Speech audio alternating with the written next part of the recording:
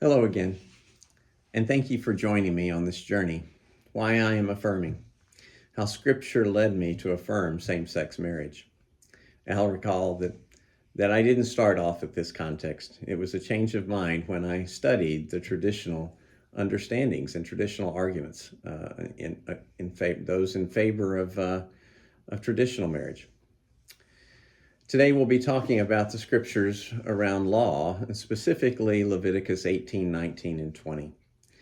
But as we get to this context, we should remember that understanding law isn't always exactly by the letter. It's the intention behind the law that we need to make sure we understand. When God forbade doing work on the Sabbath, it is clear that accepted from that is healing and helping your animal out of the ditch, and the work that the priest did, and other opportunities for good that arose on that time uniquely. So we need to keep this question in mind. What is the context and intention of these laws? And certainly that is the case in these passages dealing with same-sex marriage. But even the law against taking a life is based in context. In some cases, it is absolutely forbidden, and in other cases, it's absolutely commanded. So we need to understand that and understand the intent and purpose behind the law. Leviticus 18, 19, and 20 are central to this argument for multiple reasons. One is Paul actually calls out these verses implicitly in 1 Corinthians 6, 9 and 1 Timothy 1:10. He uses a word, arsenokoites. It's a word that we don't have in translation anywhere until this letter. And he appears to have taken two juxtaposed words in Leviticus 20 and put them together. Arsenokoites is the word for male and the word for bed. And he's put those together. And if we were to translate it literally, it would just be male bedder, one who beds a male. There's another reason this is important is that the traditional argument suggests that that porneo, or sexual immorality, as it gets translated, is defined by the passages in Leviticus 18, 19, and 20. I think they're right in that judgment. So, in lots of verses where he talks about porneo or sexual immorality, we should consider that examples or calling back to Leviticus 18, 19, and 20. And finally, many traditional arguments say that these laws are actually reestablishing the creation order. That's an assertion. I'm going to call that into a question in this context, but we'll get into that. So as we get into the passages we're talking about, Leviticus 18 is specifically the practices of the nations around them that Israel is not to do. And Leviticus 19 is how Israel is to be different and set apart. They're not to do what's here, they're to do something totally different. And in these more prescriptive laws, you have where Jesus pulls the second greatest commandment, love your neighbor as yourself. And then Leviticus 20 turns back to those practices of the surrounding nations and calls out consequences for doing those. For those who violate those laws, the consequences are quite severe. But you can tell by this arrangement that the context is extremely important. It's the context of the practices of the surrounding nations. And even in the text, it's written in such a way that it sandwiches this golden rule, love your neighbor as yourself. So context matters in this. And we should, as we go into this, we should note that all the commands here are male directed. And most of these are legislations against relations with family members. You are not to lie with or uncover the nakedness of often your sister or your aunt or someone that's another familial relation. It never talks about marriage explicitly. We'll discuss whether that applies or not. But Leviticus 18:9 is a specific verse that's very good to look at because we have a lot of context. It says, you shall not uncover the nakedness of your sister, your father's daughter, or your mother's daughter, whether brought up in your own house or a different house. And yet we have examples, multiple examples of such relationships, such marriages.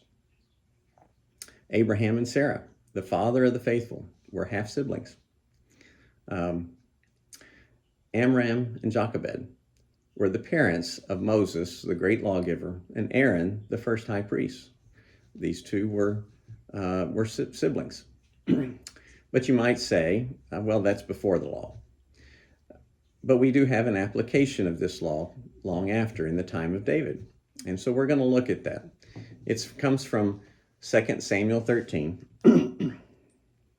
It's the story of Amnon and Tamar. They are both children of David, half siblings, and Amnon loves Tamar. And he connives a way to get her into his room, and this is a horrible story. Well, we're going to start reading here. He has brought her into his room. He's had everyone leave. And he says, "Come, lie with me, my sister."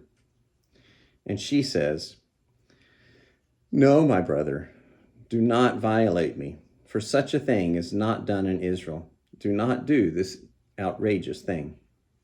Note two things here. One is, this is explicitly called out in Leviticus 18 as a violation of the brother and the sister lying with each other. This is absolutely forbidden. And she even says, this thing is not done in Israel. So you have called out not just the situation, but even the contrast between the surrounding nations and what Israel is doing. So it goes on.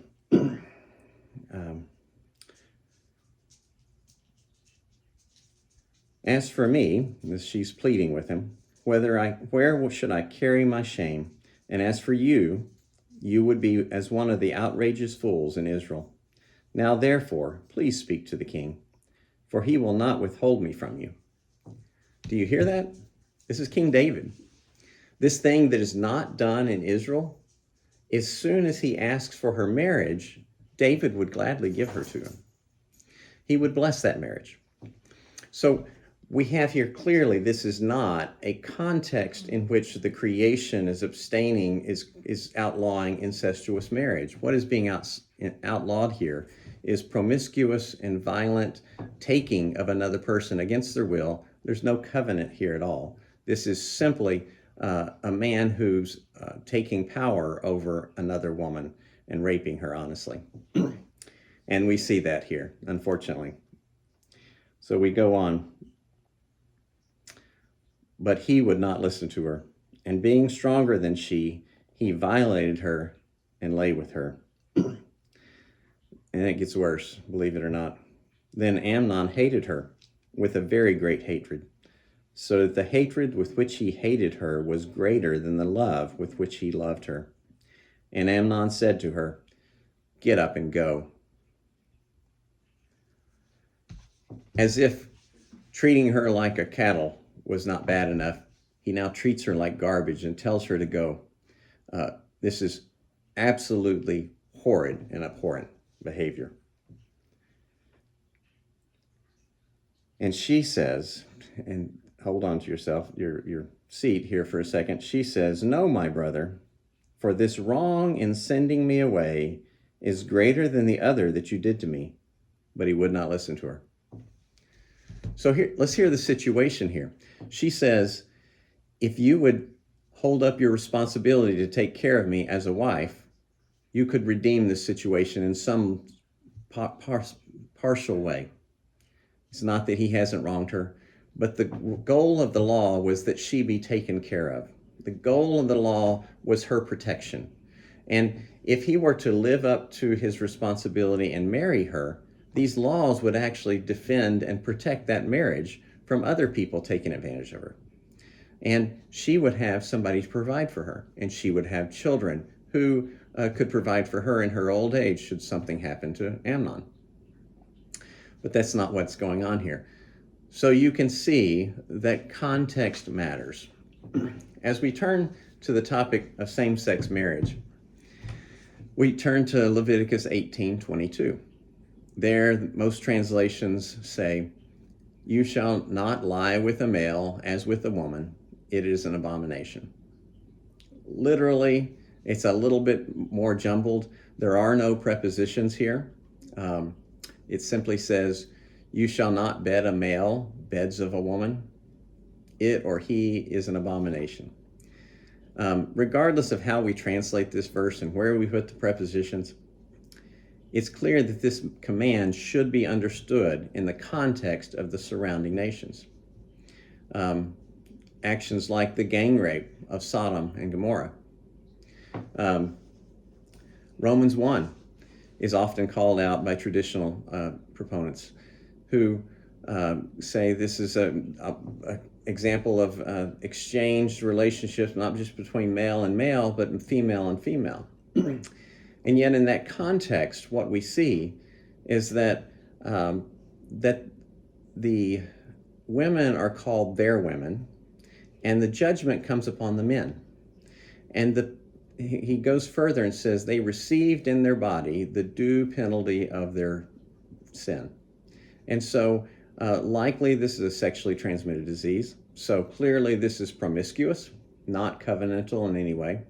Even 1 Corinthians 6, which lists this long list of things that people that will not come into the kingdom of God, in the very next sentence says, "All things are lawful, not all things are beneficial. All things are lawful, but I will not be mastered by anything." Now, translations usually take those "all things are lawful" verses and put quotes around it, and they'll add words like "you say this." They don't want Paul to say that. But let me suggest, whether you say that or not, he didn't deny that all things are lawful. And so we have here multiple situations that point to us and say the action isn't inherently wrong in the context of doing good. So we need to remember that. And we have one other resource that's very helpful, actually. This is not from the Bible, but it comes from a Jewish scribe about 100 or 200 years before Christ. This is the letter of Aristeas. It was written as the Greek Septuagint is being translated. And the Jewish scribe is talking to the Egyptian king or ruler. And he's comparing the behavior of the Jewish nation to the surrounding nations. So exactly the context in which we're talking about here in these passages in Leviticus. And he describes what the difference is. He says, "Most other men defile themselves by promiscuous intercourse, thereby working great iniquity, and whole countries and cities pride themselves upon such vices. For they not only have intercourse with men, but they defile their own mothers and even their daughters." Clearly, there's nothing covenantal in this.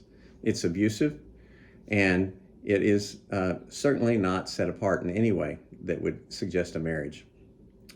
So we have, in this context, sexual immorality is defined here. And it is understood by the practices of the surrounding nations. And we see the opposite of it, that the response is to love your neighbor as yourself. And so we clearly see this is not an establishment of law based on creation, but it's an establishment of a law based in holiness, which we'll talk about next week, and in caring for your neighbor. 1 Thessalonians 4, 3 through 7 actually says that explicitly. It says that sexual immorality wrongs your brother, and it's a violation of holiness. So I'll see you next time as we talk about holiness. Thank you.